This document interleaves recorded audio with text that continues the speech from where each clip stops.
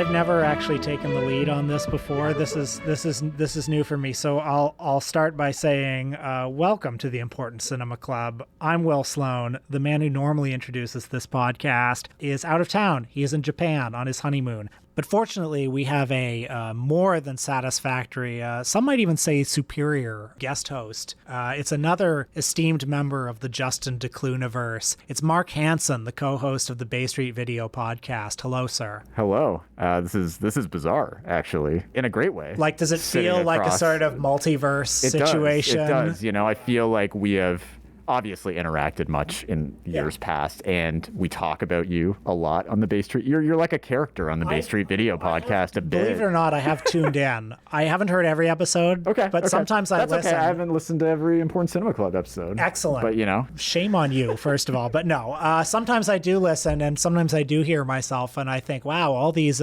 intimate details about my spending habits and things I buy. Hey, that's all Justin. I'm sitting there being like, oh, are you sure you should I like it. You know? I like it. I love hearing my name. It's oh yeah, great. That's right. You're like a little celebrity, right? Well, yeah, actually, yeah, exactly. You know, I have an exhibitionist streak about me. I'm a man with 2 podcasts. I obviously like attention. Of course. You know what's even weirder though is we're doing this at Bay Street Video. That's right. For the Important Cinema Club. It's crazy. So it's crazy. Like, worlds are colliding in ridiculous ways. We are in the back office at Bay Street Video. I'm a longtime customer. How long have you worked at Bay Street Video, which is one of Toronto's last 2 remaining video stores, which is crazy. We have 2. Yeah. Well, I guess 3 technically now with the Vinegar Syndrome store. Oh, Vinegar Syndrome. Yeah. 2 rental stores. Yes. Bay Street Video, if you're an out-of-towner, please make it a priority. If you're in town, you already know it. Yeah, you should already be here every week. I'm here often. You are, yeah. And Mark Hanson, if you're not familiar with his work, he has, of course, written for Slant. He's also very active on Letterboxd, where you've made something of a beat of watching all of the late period John Travolta, all of the late period sad Bruce Willis movies. You are an expert on these topics. And I also know that you are a fan of Bravo's hit reality show, Vanderpump Rules. Yeah, I am. I'm a fan of reality TV in general. If anybody's listened to the Bay Street Video podcast, they are painfully aware of that at this point, because it seems like all I talk about, you know what, Justin brings it up a lot, so I'm going to put the blame on him. And I thought that knowing this, you would be a perfect person to discuss, and I'm sorry for anybody listening who doesn't know what Vanderpump Rules is, but we're going to try to make it interesting for you too, because we are taking a journey. You know, some characters that you may know already in the world of low-budget filmmaking are going to come up in this, because the characters on this show, Vanderpump Rules, they are Hollywood bottom feeders. I think that's fair to say. Yeah. Absolutely. How could you describe the show Vanderpump Rules to us? Yeah, well, I think what's really interesting about this, and I'm glad you came up with this idea for the podcast, because this show does dovetail with a lot of different realms of sort of the lower tier film industry in LA that I know you're really familiar with, I'm familiar with in certain areas. So if people don't know what Vanderpump Rules is, I mean, it's pretty mainstream now. I feel like it's crossed over into the mainstream, like more than like even like Jersey Shore did back in the day. Like it is out there. Well, I'm sure even if you don't watch the show, you probably remember a year ago when the scandal broke. Yes. The world broke stopped. The world. CNN. Oh my God. You know, yeah. Everybody was covering this, and the world was divided into 2 sorts of people: people who could not understand why this was a thing. Yep. People who were like, so you're telling me it's a reality show where everyone cheats and this is a new cheating scandal. Why is this? Who cares?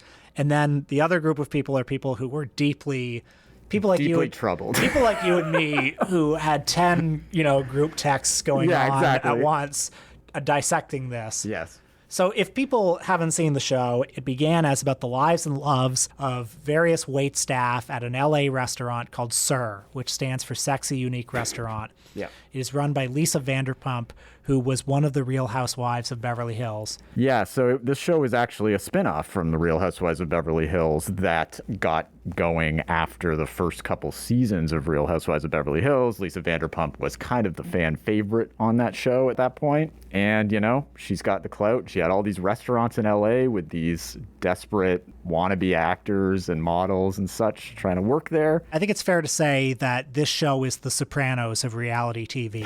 It's an incredible, like, soap opera. All of the characters are amazing. And if you've never seen it, you're just going to have to take my word for that. But what really pushes it over the top for me is that it's set in this world of LA bottom feeders. When the show began, they were all allegedly, like, aspiring showbiz types, wannabe actors, actresses, waiting for their big break, doing auditions, waiting for that LA dream.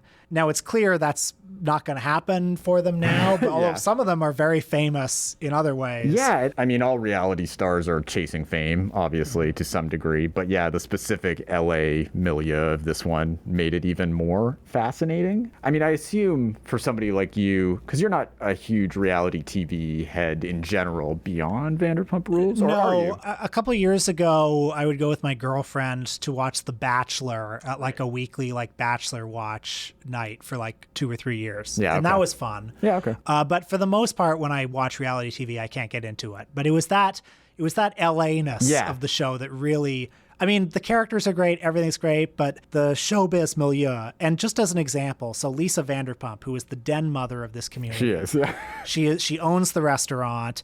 She is depicted on the show as the epitome of class and elegance and glamour. She's so wise. She's the mother hen. And the rare times we see her with a famous friend, it's Lance Bass. I know, yeah. And that's all you need to know about this world. All you need to know. Like, it's a thin line between mainstream and the porn industry, basically. Exactly, it's a whole, right? They're just a block away in this world. Exactly. Yeah, that is what is so fascinating about it to me, to you. Mm-hmm. I also think the big thing is that it is very much a millennial show. Like, it's all people our ages. And I, as somebody who really desperately wanted to go to Hollywood and try to make it when I was a kid too, I can relate to this. Oh, sure. I can relate to all these people. I can relate to that struggle. And it is just taken off. I didn't even start watching it right from the beginning. I was always more of an MTV guy when I was growing up and other kind of realms. And it was only through an MTV show that a Vanderpump Rules cast member named Faith, who was on for a couple seasons,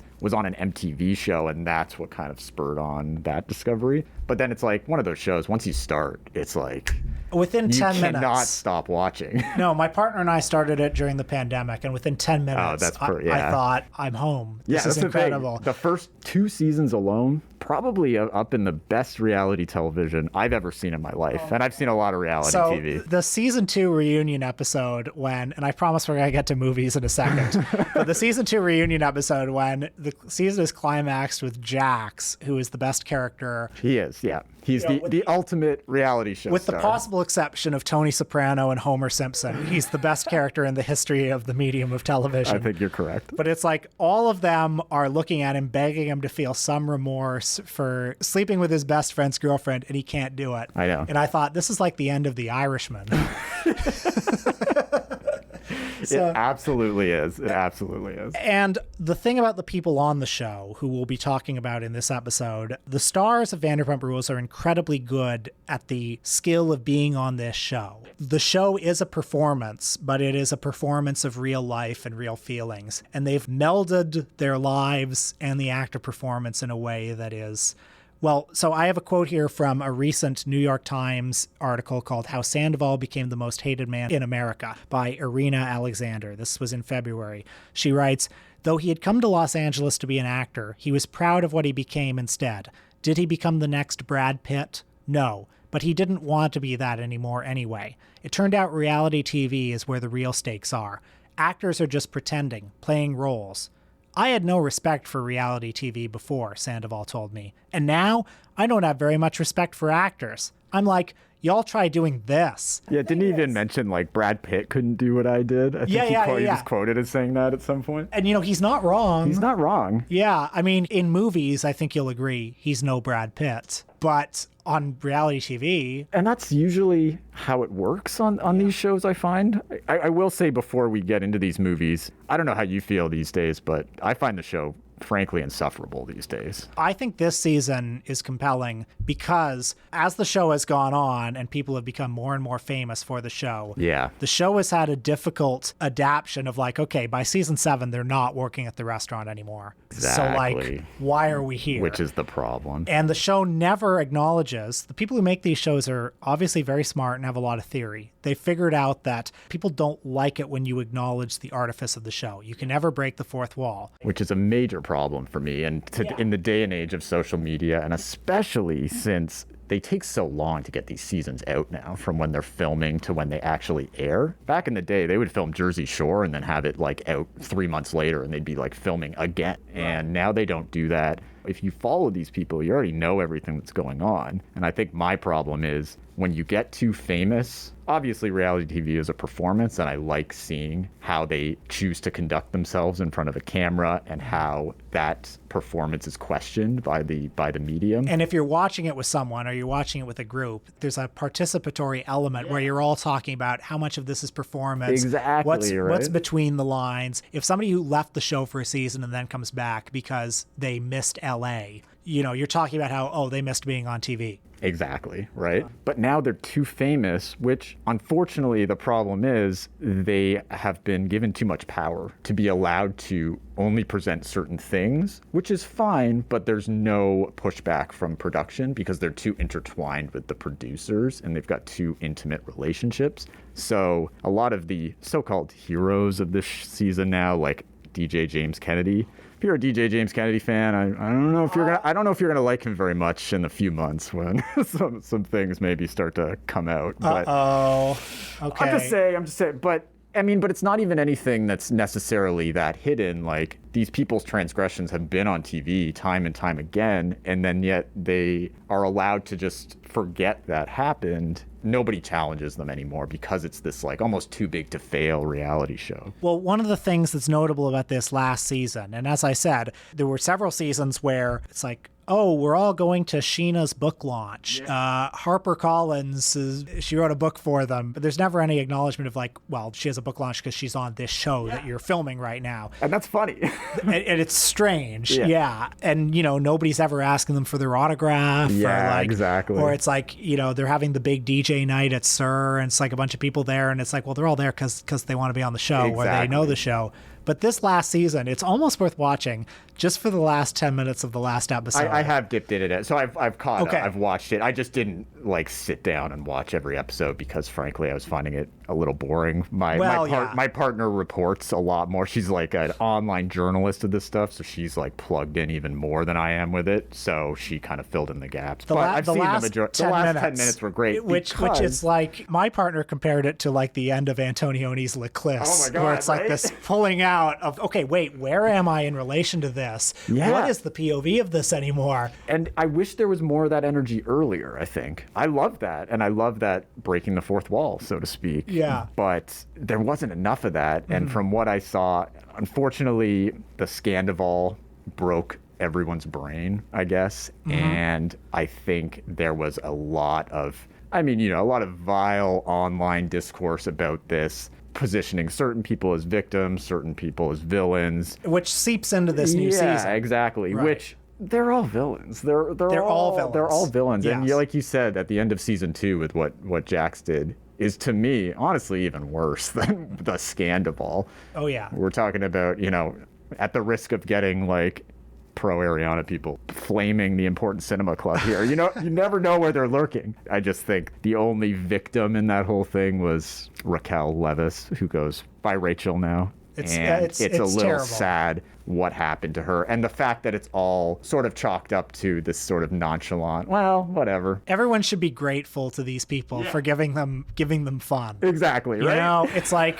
let's all enjoy this. This is a show that you can project your life onto it and whatever, but ultimately you should be grateful to these people because this is what they were hired to do. Exactly. And I'm all for the drama. I guess I just don't like when it turns into this gang up one-sided thing where it's like, no, you're all terrible. Like, all of you are terrible. Every single one. Sandoval is no better than Ariana, is no better than Jax, is no better than Kristen, is no better than anybody on this show. And I don't like no, this person is morally good now and this person's morally wrong without any sort of... You used to have more people chiming in and like arguing with each other And now it's a little bit, you're right, Tom Sandoval's the ultimate villain, and that's just kind of how it is. So you've been a very patient audience, and you are here for some movie talk.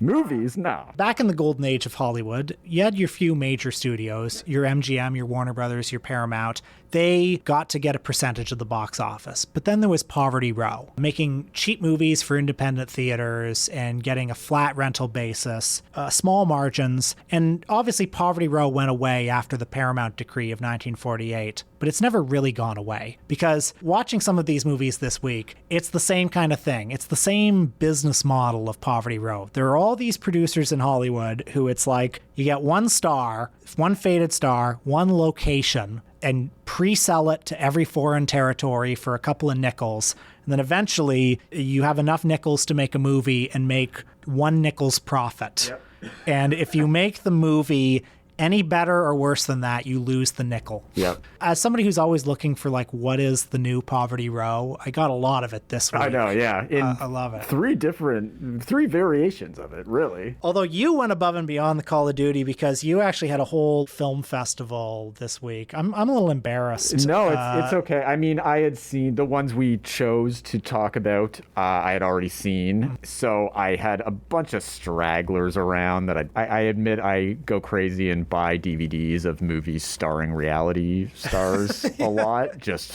for kicks. I don't know. Sure. And I've had a lot of these sitting around and I just have it, you look at them and like, oh, that's funny. And then you just don't actually watch them until later. So let's start with The Pit and the Pendulum from 2009. So this is a movie starring Tom Sandoval. Well, he's one of several stars of it. And this is directed by David DeCoteau. A god among men. I mean, I feel like you're even more of a DeCoteau scholar than I am. You did an interview with him once, did interview right? him. Which was an excellent interview. Thanks so much. Well, David DeCoteau, he's made 200 movies. Yeah, I mean, he started in kind of the Full Moon universe, which we will also get to in a little bit. And then for me, I think the most fascinating part of his career is in the 2000s when he was cranking out a bunch of these guys in tighty-whitey type movies. There's the 1313 movies, and he did a bunch of Edgar Allan Poe adaptations, which are very loosely based on Edgar Allan Poe. DeCoteau's trajectory is really interesting because, in the 80s and 90s, he makes a million movies like Sorority Babes at the Slimeball Bolorama, Beach Babes from Beyond, very like male gaze, boob-filled movies. And somewhere in the middle of there, he makes Leather Jacket Love Story, which is his one personal film because he's a gay filmmaker. And then after the turn of the millennium, he decides, there's one movie in particular, I think it's called Brotherhood, where he's like, I want to bring a bit more of a gay gaze to these movies. And it made a little bit of money. But then also, because the direct-to-video market completely crashed, he had to make more and more films for less and less money. And so all of these movies, the 1313 series, which is titled that way because numbers show up first in a search on a streaming service. That was his theory, at least. Yeah, I remember reading that. He made 50 movies called 1313. And so many of his movies are just filmed at one house. And it's always the same house. A bunch of guys who are, very twinky looking sort of guys who would dream of being Brad Pitt and who on paper, they look kind of like Brad Pitt. Yeah, I always find the people in these movies look kind of like someone that's famous, but not, Yeah, and in their head, it's like, well, why not me? Yeah. And, they look okay. Yeah. Why not them? And yet... And Tom Sandoval is one of these guys for David DeCoteau. So at some point, I guess Tom Sandoval, who was a model in Miami, if you watch Vanderpump Rules, it came to LA at a certain point. And this was, I think, his first foray into the film business. I don't think he has many credits before 3 David DeCoteau movies he did kind of like back to back to back, which are all filmed at the same house. Very similar kind of aesthetics, a lot of driving scenes. He's known for a lot of long driving scenes, which is really funny to me. Oh, and folks, David DeCoteau directed A Talking Cat. Oh, yes. And he also, he does children's films that also feel very gay. And are also shot all at the same house, too. Yeah. But his movies that are sort of well, not explicitly, but his movies that are coded as gay, they'll be like 70% gay, like 30% bisexual, where they always have like anywhere between 3 and 7 fit young guys in boxer briefs and tighty whities wandering around a house. And then there's always one aging model or scream queen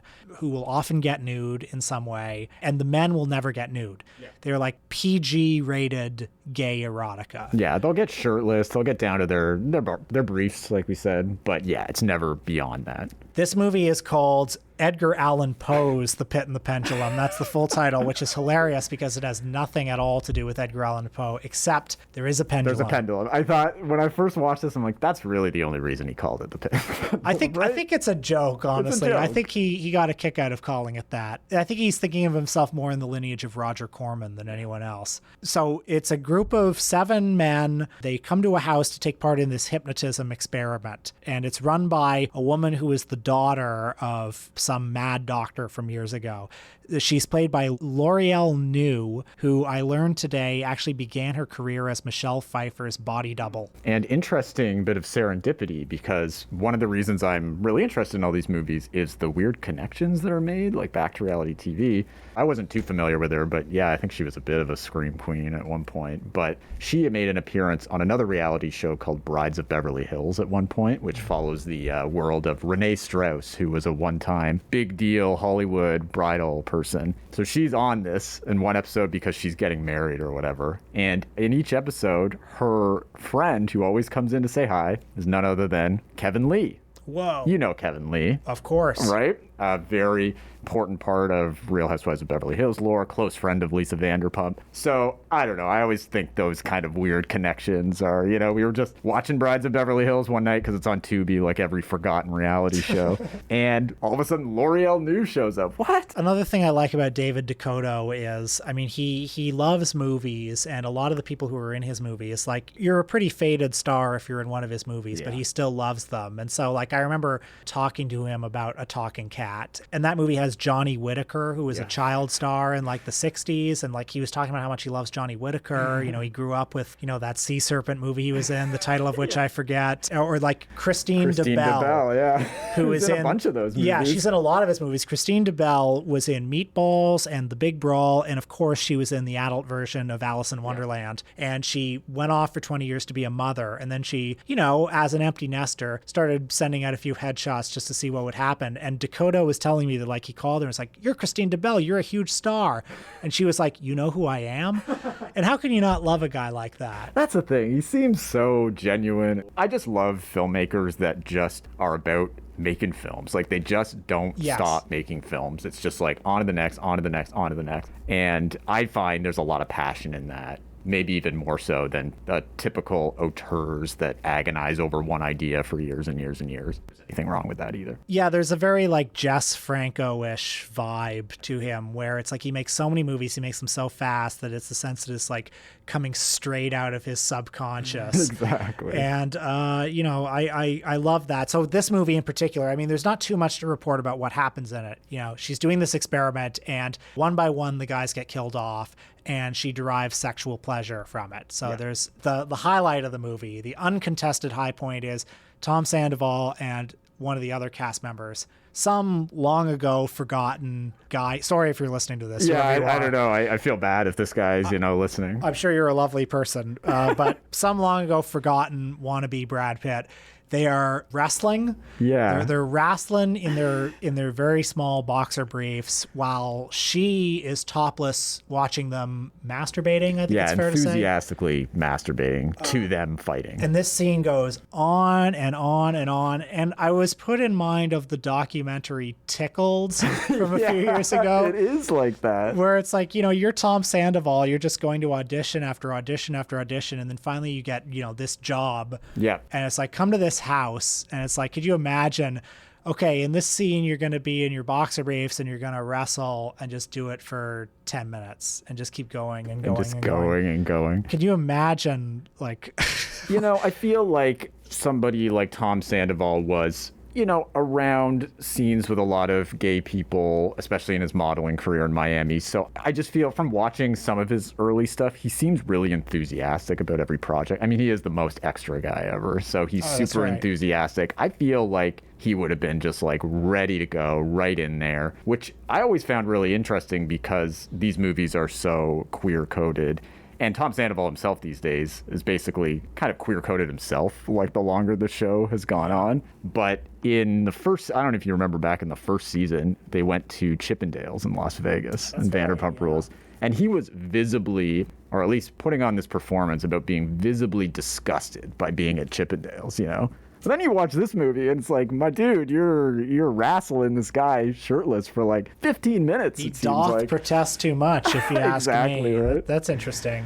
So yeah, I enjoyed this movie. It's really boring. Like I wouldn't necessarily, but if you're have the kind of brain damage that we have. That's the thing. It's like if you like David DeCoteau, I highly recommend it. If you don't know who David DeCoteau is, maybe stay away. Now, speaking of Tom Sandoval, I watched the first half of a movie that you watched the whole thing. Okay. A film from 2011 called Behind Your Eyes. Right. I saw you log it on Letterboxd, and I thought, oh, I feel so guilty. I should watch at least a little bit of this. Well, don't feel too bad, because this is one I bought on DVD years ago because I just thought this cover was hilarious. It's got the most generic kind of horror movie, like 2000s. Yeah, it's got prizes at the Las Vegas Film Festival. Sure. And my favorite is the Canada International Film Festival, Best Feature. I actually looked up the Canada International Film Festival. No record of it. I couldn't find anything about it. Just some like indie movie. But what really struck me is that Tom Sandoval and Kristen Doughty are both in this, and they had a notoriously toxic relationship in the first couple of seasons of Vanderpump Rules. That's right. And the way that this was shot before then, but the way this is the DVD artwork goes, it's like they're playing off of that, right? You got Kristen's scary face, and then Tom's tied up like she's gonna beat him or punish him or something, which was kind of the thrust of the first and second season.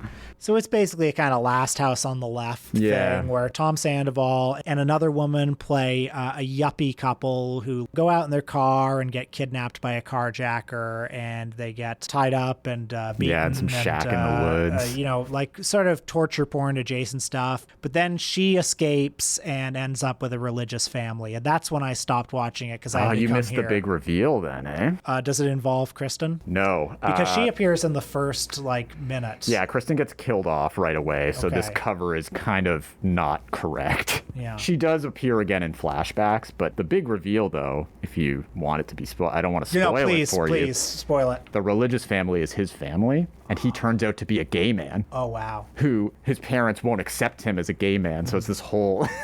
Yeah. And there are more shots of him having sex with another man in this movie. I found this movie, what I saw of it, completely run-of-the-mill, independent horror movie. Nothing special, but I could sense they were trying. Mm-hmm. And there are some really good behind-the-scenes DVD features where it's some EPK packages they filmed from back then, and he's really enthusiastic about it. You get a fresh-faced Tom Sandoval actually talking about how method he wanted to be in this movie. There's one scene where he gets slapped really hard and he was like, no man, I want you to slap me for real. I want you to slap me for real. I found that really endearing. Well, compared to The Pit and the Pendulum, which is, hey, maybe he got really method for that. I don't know. But in this one, he has a real meaty role. He gets to yell and he gets to cry and he gets to do a lot of actory stuff. Oh, when the big reveal happens, he goes even farther in that direction. So it's nice. So I can imagine him being like, this could be the breakout moment. This could be my shot. Yeah, there's even a behind-the-scenes feature with him and the director at the Cannes Film Festival because they took this in competition. In competition in 2011. No, they're in some bar at Cannes, I guess at the market,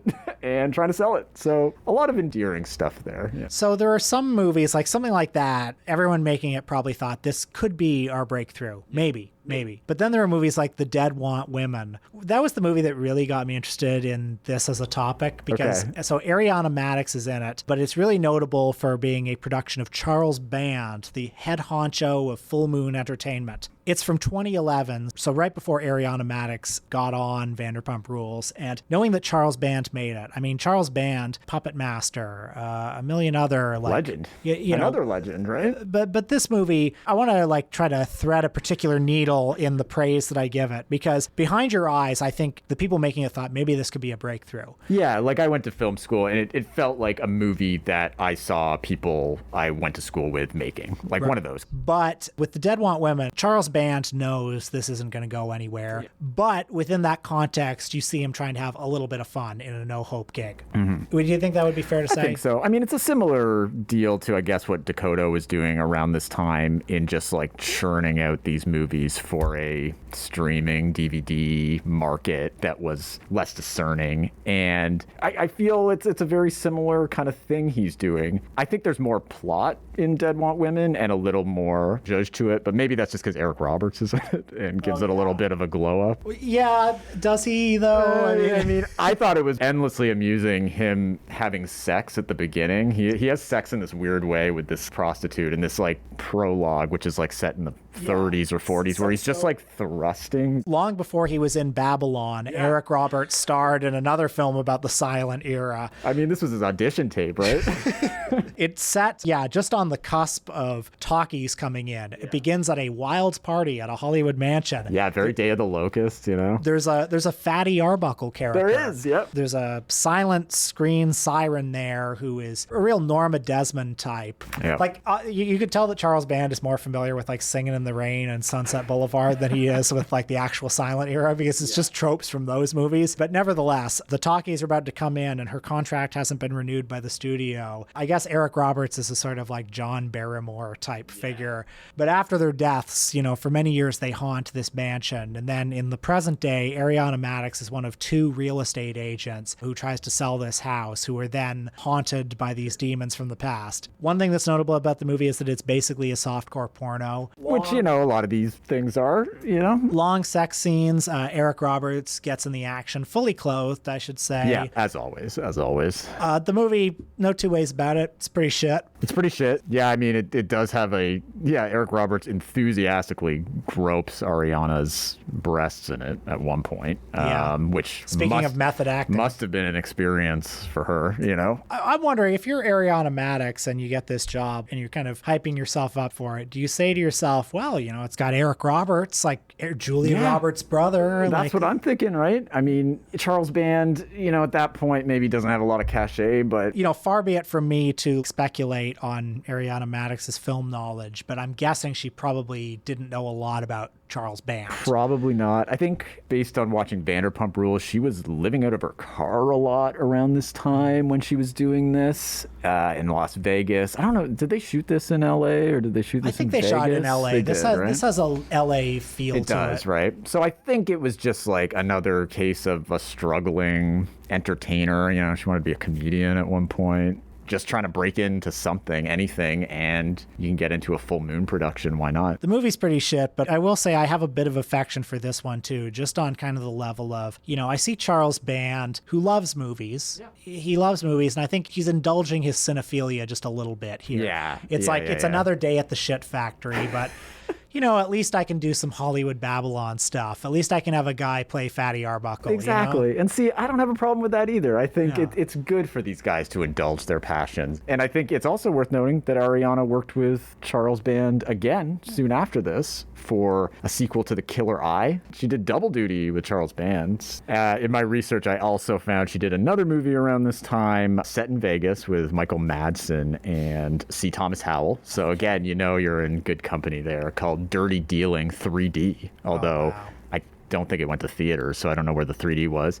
Strangely enough, starring the lead actress from Behind Your Eyes. Can you believe it? Ariana Madix is notable in this discussion too, because she was the wronged party in the recent Scandival. Yeah. And she has done very well out of that. She has. She's made a lot of money out of it. Many endorsement deals. Many endorsements. Did you see her Lifetime movie she made? No, recently? No, I haven't. She's only in 3 scenes. So but even better than that, the real crown is she is on Broadway right now. She is starring in Chicago Chicago as Roxy Hart on Broadway. I mean, they are all seething with jealousy about this. She got she's starring on Broadway. That's incredible. To That's be the fair, dream. she's not the first Bravo personality to star as Roxy Hart in Chicago. Lisa Rinna from Beverly Hills also did it, and Erica Jane, who is the wife of Tom Girardi, big scandal there, LA lawyer thing, really terrible person. She also did Chicago. So it seems like this rite of passage almost for like, if you get a little bit of fame and you make it a bit off Bravo, you do Chicago. Wow. This is why I have you on the podcast. A real historian. I study it. But yeah, I think she's done very, very well for herself, which is that's why the Ariana stans have to calm down. That's why they have to calm down, Like, I get being fans of people, but they act like she's still scorned. Like, she's still being, victimized like every single day. And I'm like, seems like she's doing okay to me. We'll get to our real prize in a minute, but I saw that you also watched Killer's Moon, which is a 1980s British horror film. I know of it only because it was referenced in Don't Let the River Beast Get You. But it's a British horror film that is notable for featuring Lisa Vanderpump in a rare acting role. A rare early role, yeah. Lisa Vanderpump's origin story is a little hard to parse. She's been with Ken, her husband and club impresario or whatever, for decades and decades. But she was trying to be a model actress a little bit in Britain in the late 70s. I think she did some weird Bond spoof that never came out or something around that time. I had heard about this movie, but I only decided to watch it because I think somebody commented on a Twitter post of yours at some point referencing it. I was like, oh man, totally forgot about that. She is in it more than I thought. She is a schoolgirl who gets raped in it. It's like a grotty British exploitation. It's Alan Birkinshaw, who has, done a lot of sort of like grotty, low-budge 70s British exploitation movies. And it's basically about a bunch of escaped mental patients that wreak havoc on a group of schoolgirls out in the British countryside, one of which is Lisa Vanderpump. Interesting that, her character does get assaulted in it, and the other girl's response after is like, oh, well, don't worry, you just got raped. You'll be able to get over that. It's not like you got murdered or anything. Yeah.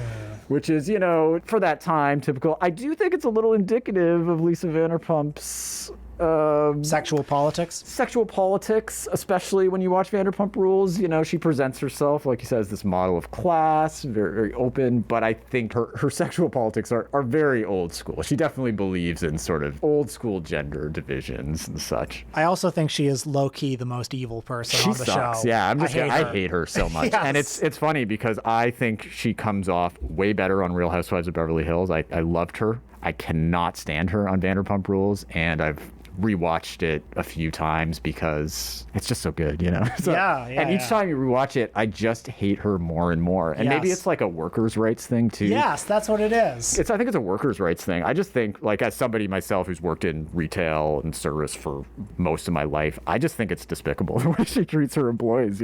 Yeah, she pretends to be their friends, but she's not getting their friends. In their business about their love lives. It's like, mind your own business. Exactly, right? And she's the quickest to like, oh no, that's okay, what you did. But then she'll always have that line about like, oh, Jax Taylor, like, I can't believe I've given him so many chances. Or it's like, lady, he is like making you money. Are you kidding me? She also always acts like the Godfather, like summoning them to the Everybody has to tell her everything. And she has horrible taste in decor. Yep. Every restaurant is so incredibly tacky and ugly. And I bet the drinks are think I've never been. I've heard, I haven't had the pleasure of going to Sur yet. I have had a pumptini. Have you really? Yeah, wow. yeah. Pumptini. Yeah, I've had a pumptini, and it's awful. Sounds awful. Yeah, it's like, might as well just like put a pixie stick in some water.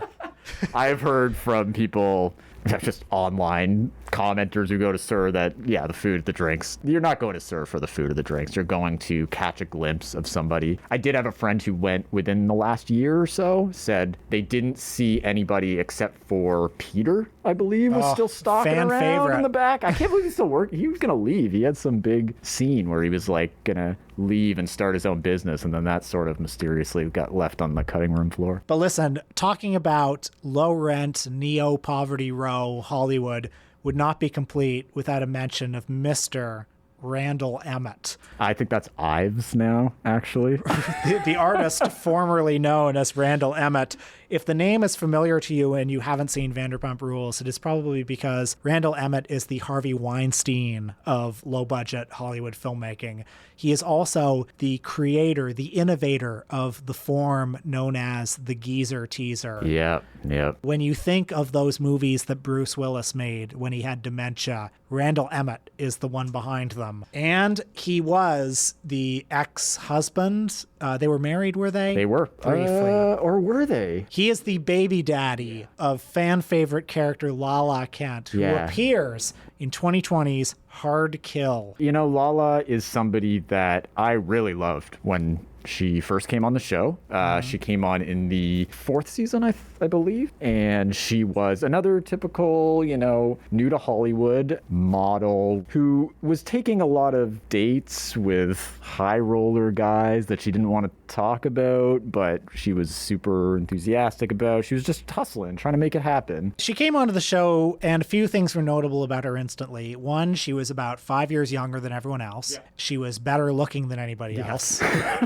So that caused a lot of tension. Yeah, and they hate that when the women that work at SUR hate that. It happened with Sheena when the show first started, and then it happened with Lala. We've seen this crew age more than 10 years, and many of the new blood characters haven't quite caught on, but this one did, and that was a problem for a while. There was a lot of slut shaming. A lot, yeah. They were really horrible to her in those early seasons, as they're horrible to a lot of people that come into their milieu. Now, an off-screen drama that would occasionally come out in dialogue was her relationship as the mistress and then eventually partner of Randall Emmett. She had his child, and then when recent scandals involving him came out, and you can see Hulu's hit documentary, The Randall Scandal, which I just watched. Had a good time watching it. That sums it up, right? Bad boss, bad man. Terrible. The LA Times has been doing great reporting on him over the last few years. They broke the story in the first place that led to that doc, and then they've been reporting on him recently because he's been back making movies under an alias to try and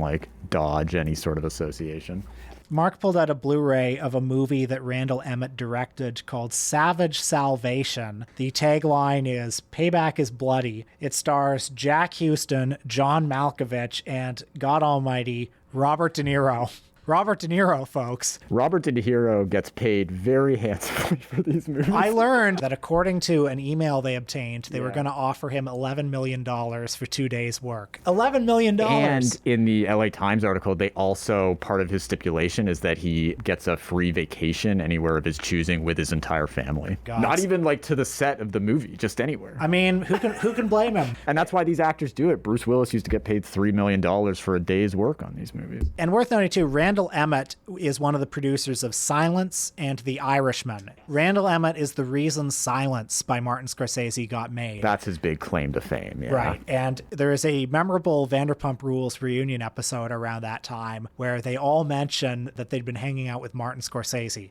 Or Marty, as they called him. I mean, Lala probably burned the brightest out of everybody at SUR because there are photos on the red carpet of Lala right next to Mr. Marty Scorsese at the premiere of The Irishman. And who else on that cast? Even Lisa Vanderpump doesn't know Marty Scorsese, probably. I remember that on that reunion episode, Tom Sandoval said, "Oh, Marty likes us. He thinks we're funny." Yeah, I remember that. Doesn't sound like the words of a man who's going to be in a Scorsese movie anytime soon. Yeah, exactly, right? But he probably does think they're funny. I don't know. I think he probably is. He's probably tuned in here and there. Yeah. The one that we watched was Hard Kill, which is a Bruce Willis vehicle. And I love that title, Hard Kill. It's you remember Die Hard? Well, it has a sort of Die Hard-like premise. It's Die Hard in a warehouse. With Bruce. So there you go. And what can go wrong? What cannot be denied is that Bruce Willis is in this movie. Yeah. He appears on screen. He does. Not all the time. His body double does a lot of the heavy lifting in all these movies. Oh, yeah. There's actually a great podcast with his body double out there that I recommend if you're at all interested in this. And as I'm sure everyone listening knows, Bruce Willis at this point was padding his estate. Yes. And there have been many, many allegations that he was not safe on these sets. Yeah, him and pretty much the whole set in general. I know in Hard Kill was one of the films they talked about the most when all these kind of Revolutions came out, in that it was one of the ones that people really started to notice something wasn't right, because he acted like he didn't know where he was a lot of the time. And in one instance, he actually fired off his gun, which he wasn't supposed to, unawares. It was filled with blanks. So there were a lot of safety concerns on this one that just kind of got worse and worse in the years after. And I mean, Rust is not a Randall Emmett production. Exactly. But it's the same kind it's the same of mentality, production. right? It's a geezer teaser as well, where it's like Alec Baldwin gets 60% of the budget. Exactly, right? And I mean, there's some details in the expose that the LA Times did about Randall Emmett's first directorial debut, Midnight in the Switchgrass, where Bruce, again, is in only a few scenes. He's even more out of it than he even looks in Hard Kill. And he says, and Lala even says this because she was quoted a bunch in this article, saying Randall would call her in the middle of the night being like, Bruce, like, he doesn't even know where he is. Like, he can't even say his line. Like, he honestly has no idea he's even on a movie set, which is really sad for me as, like, a longtime Bruce Willis fan. Who doesn't like Bruce? Who doesn't like Bruce, you know? And I find the whole thing is very upsetting and troubling. So as these movies were coming out, guys like, I'm sure you and me, would sort of make fun of these movies. All the time. And because Bruce Willis had for years developed a reputation as being pretty lazy, like, you know, the Kevin Smith stuff. Well, he was kind of a notorious asshole for a long time too, so it made it easier to make fun. I mean, on the Bay Street Video podcast, we had a regular segment called Willis Watch whenever one of these movies would come out, which literally it would be like every few months at first, and then it was getting to like one a month almost. Like these things were just getting churned out. So he would, you know, come, and often just one day he would film, 2 days, and he'd get a couple $1 million. In this one, he plays Donovan Chalmers, a billionaire who has a technology, okay? Yeah. What you need to know is he has a technology, and it doesn't matter what that technology is. It's the MacGuffin. Yeah, they said AI at one point. It's right? AI. There's AI in there. Yeah. And this technology is so powerful, it can change the world for the better. It can stop war, it can fix finances, it can make everyone rich, it can do whatever you want to do. Yeah. But it can also do the exact opposite of those things. It can also destroy the world. Yep. And wouldn't it be awful if there was a team of terrorists, a bunch of Hans Grubers who came in and wanted to do the bad stuff with it? Bootleg Hans Grubers. So Bruce Willis, who first appears in a limo, he sits down a lot in these movies, which is telling.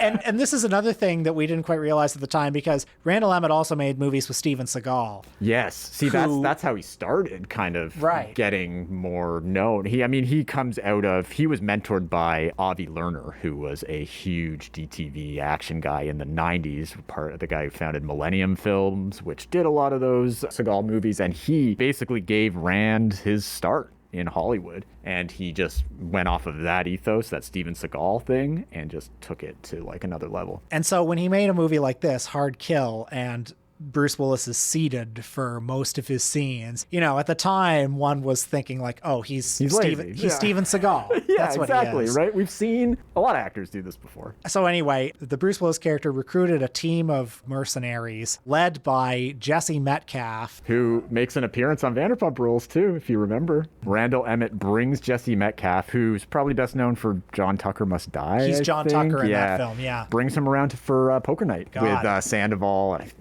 This would have been after Jax left. Sandoval, Schwartz, all those dudes. I saw him recently in God's Not Dead 2 or 3, I think, one of those. And you don't want to be, I mean, the worst you can be in these movies is the one who's not Bruce Willis. Be the actual star of the film, who's not a big enough star to actually carry like the poster of the film, but who is doing all the work. It's kind of been alternating between Jesse Metcalf and Chad Michael Murray in those recent years before Bruce had to give it up. And sometimes now it's like Adrian Grenier. Yeah, it's people like that were once, had one... Could have been a contender. Could have been a contender, but now they're just like that. Oh, yeah, I sort of remember him, that pretty boy guy. So the bad guys have kidnapped Bruce Willis's daughter, played by Lala Kent. And let's talk about Lala Kent's performance in this film. I think she's not bad. This was probably the most prominent role she had up to this point. She had cameoed here and there in a few Bruce films prior to this, but only like 1 or 2 scenes. And then she got Randall Emmett to fund a starring role for her in a slasher movie called The Row, which barely got released. They talk about it a bit on Vanderpump Rules. Absolutely terrible movie. Randy Couture shows up in it for some reason, but it's one of those movies that just got buried as soon as it came out. I remember the episode where they all go to the premiere. Yeah, exactly, which is hilarious to me. They even have a premiere for it. The gals are all very supportive.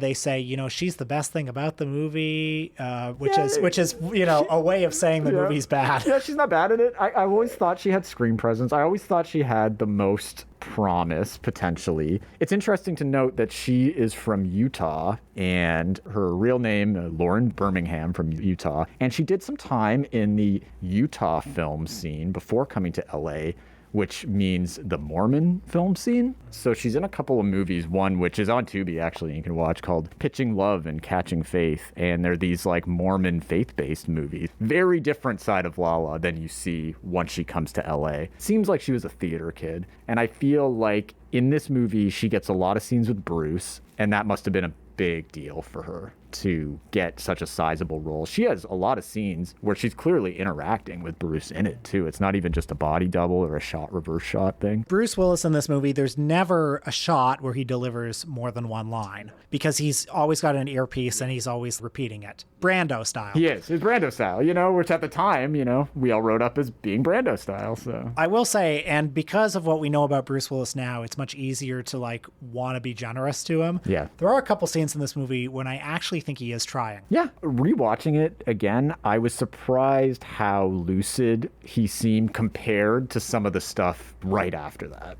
So the centerpiece emotional scene between Kim and Lala, where it's like everything in this movie is like stock cliche shit. You've seen it a million times before. So in this scene, it's like they divorced when she was a child and he's never been a good father, but damn it, he loves her. And maybe we both have some of the same it's that conversation. I don't know. I could see him working. I could see her working. Yeah. I thought they were kind of okay together. I thought so too. I thought there was more spark in that one moment than like a lot of the stuff that came after that with him. Maybe it's because he's been in so many movies I've liked over the years. I know. But like, I'm more compelled by him just doing nothing than I am with Jesse Metcalfe doing anything. I agree. Even when I knew the diagnosis, I still find him compelling. Even when you know he's on screen and he's got dementia and he looks blank, he's still a more compelling presence on screen. I guess that's being a movie star, right? What kept you, because you watched these movies as they came out, what kept you watching them? Well, I think I'm a psychopath, first of all.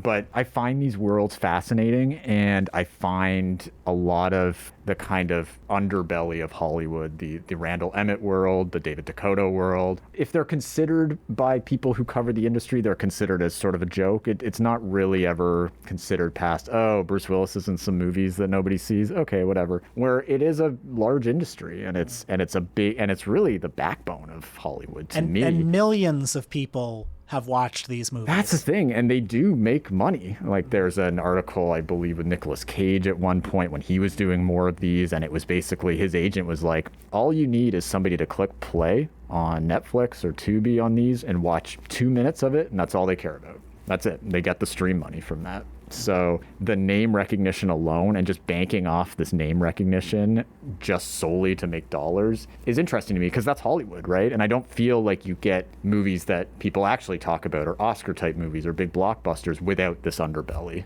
of Hollywood. I mean, I'm always looking for the Edgar G. Ulmer of this world. Yeah, me too.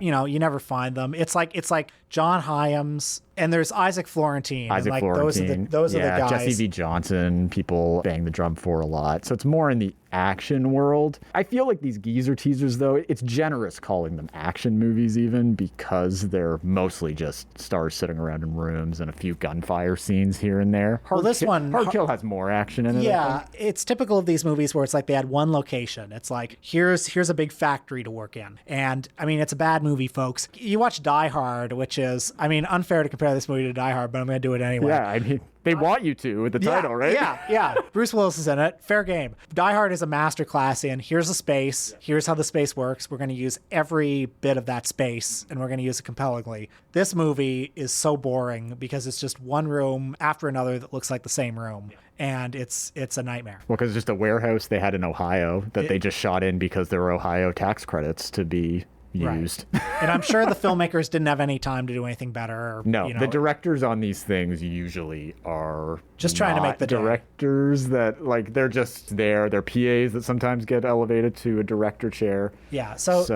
although the writer of this movie is Joe Russo, who is not the Joe Russo who made the Avengers. He's the Joe Russo on Twitter that everyone hates. And who I remember at the time that the Bruce stuff broke, put out some teary tweet about, oh, it was so nice to work with Bruce on one of his last movies. And people were already on his ass being like, my dude, like, everybody on the set knew he had dementia, like something wasn't right. Like, it was like a crime this movie even went forward with him in that condition. Must have been great hearing Bruce recite your lines of dialogue like over there and hello. I will say, keeping up with the Bruce stuff, and I was just fast. It just got to, it's like, I'd come so far with it after a certain point. It's just like, I had to see it right to the end. I'm that way with Woody Allen. Yeah, right. I know we've all got our guys like that. Yeah. I will say there is one director that did, you know, how you're always looking for the Edgar G. Elmer. There's one director who managed to make something out of these. His name's Edward Drake, and he was responsible for the Detective Night trilogy that Bruce did right at the end, this series of like holiday-themed action movies. He still has dementia and everything. These movies are not produced by Randall Emmett, though. And he actually tried to do something. I mean, whether or not you should be making a movie with a dementia-addled Bruce Willis is its own separate conversation. But with that, he tried to do something that actually kind of honors his legacy way more succinctly than anything that Randall Emmett ever put him in or did. So I do find there are some interesting flair that you can find in some of these things, if you watch enough of them, that is. That's nice. And one last thing I'll say about Randall Emmett is, obviously, he's going to hell and deserves to be there for everything. Yeah. But it's like, that documentary about him, I think, puts disproportionate blame on him for the Bruce situation. Yes, I mean, he's at the top of the pecking order for those movies, but it's like there was a vast network of people exploiting Bruce Willis. I mean, Bruce's own people, right? Yeah. Like, Bruce has to pay, has handler. Bruce has a lot of people on his payroll. That's right. And a lot of those people, if Bruce isn't working anymore, they're not getting paid. And I'm sure Bruce himself also thought, like, well, I have a limited amount of time left. I want to pad the estate. Well, that's the thing. As sad as it all is, and I mean, I always bring this up, and this might not be right, but my grandma had really bad dementia and passed away because of that. And she spent her final years in a really shitty nursing home where they were basically like locked in a ward because they couldn't trust them to not walk around and kind of get lost. And I just think about, not that I'm saying Bruce with dementia is on a movie set is great, but I would much rather see somebody with dementia live out their final days that they can even do stuff like that, doing something they did love. I do maybe believe that, you're right, Bruce thought in his head that I have people that I want to provide for, and I think the best way to do it is to crank out as many of these as possible while I still can. And I think that gets overlooked a bunch. Not that I'm saying any of that is right, but I think it's worth noting that I mean, that's where people have to intervene. A lot of people have really much worse experiences with dementia than Bruce Willis did. So, yes, you know. Yes. Well, that puts to bed all the movies that we watched for this episode. As you can see, so many colors of the rainbow, so many different flavors of shit. Yeah, and you know, that's why it's fascinating to me how Vanderpump Rules connects to all these different worlds, these underbellies. The fact that it connects to the Randall Emmett Empire, the Full Moon world, the DeCoteau world is fascinating to me. And what I also find fascinating too is like Hollywood, and I mean this both as a geographic space and as a state of mind and as an industry. Success and failure, all of it's closely connected. It's a small space. Randall Emmett and all these Hollywood bottom feeders. And then there's Robert De Niro. There's Bruce Willis. And, you know, Bruce Willis, just a few years ago, he was in Glass. He was, that was like 2019 even. So. Robert De Niro, Randall Emmett is producing The Irishman, and he's producing this. And it's, I don't know, it's a small space. And that's why I think it should be talked about more, For every Irishman that Robert De Niro is doing, there's many of these. Yeah, the hierarchies collapse. And I'll just close by noting, you informed me that this movie, Savage Salvation, directed by Randall Emmett, starring Robert De Niro and John Malkovich. For God's sake. Yeah, I know. Jesus Christ almighty. They don't do much. Yeah. Jax Taylor is in this. Jax Taylor. None other than Jax Taylor makes a cameo in this. This was back when Jax was still on Vanderpump Rules and palling around with Randall Emmett a lot. Did he want to be an actor? I don't think he did. he was just a model. I think Jack Taylor is just a guy looking for a good time. You know, Yeah. I don't think he really had aspirations to be anything specific. But I don't know if this was Randall's idea, if this was his idea, but he shows up as a good old farm boy, I think he's credited as at one point, to pick up a wounded Jack Houston who's being carried by Robert De Niro. And he has one line, and he's actually in a frame with Robert De Niro. And like, if that's not making it in Hollywood, I mean, what is, right? Well, not since he met Pacino in Heat, you know? Yeah, right? Clash of the Titans there. Mark, thanks so much for being on this episode. Thanks so much for putting yourself through all these movies. I mean, you'd be doing it anyway. It was my pleasure, yeah. You know, you just sped up the process. So. And Bay Street Video Podcast. Learn all about Toronto's greatest institution. Oh, thanks, man. Yeah, Very fuck much U of T. Yeah, right? Yeah.